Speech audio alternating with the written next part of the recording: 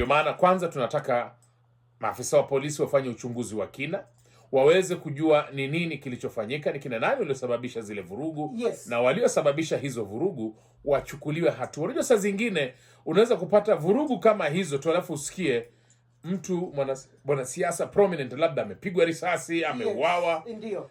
Nchi inaweza kutumbukia katika hali ya taharuki, machafuzi.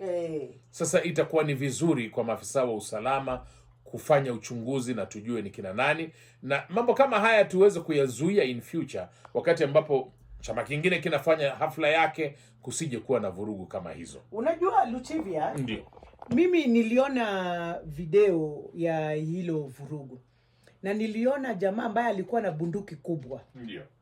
Mimi sijui kama hiyo ndio unaitwangwa akiani manage 3 akiani mano ndio gani, but it was like assault gun.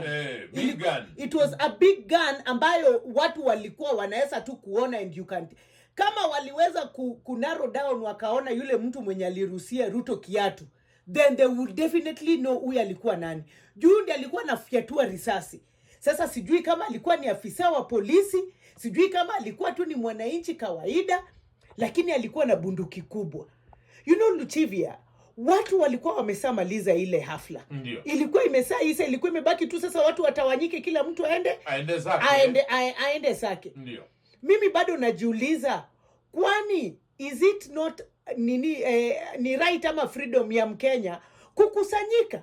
Bora tumeeleza polisi na tukapata the right permit na tukapata nafasi, and I'm sure ya kwamba hii team ya Rigathi walifanya due diligence, wakafanya hizo vitu zote. Yeah. So why is it that kunakuwa na vurugu?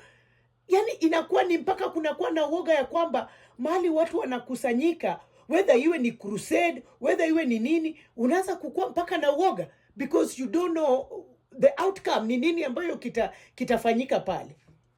Sasa ni swala ambalo limesikitisha sana, mambo ambayo yalitokea hapo jana. Alafu kitu cha pili hapa, baada ya hayo kufanyika, tukamwona Waziri Kipchumba Murkomen anatoa maoni kuhusu yaliyofanyika.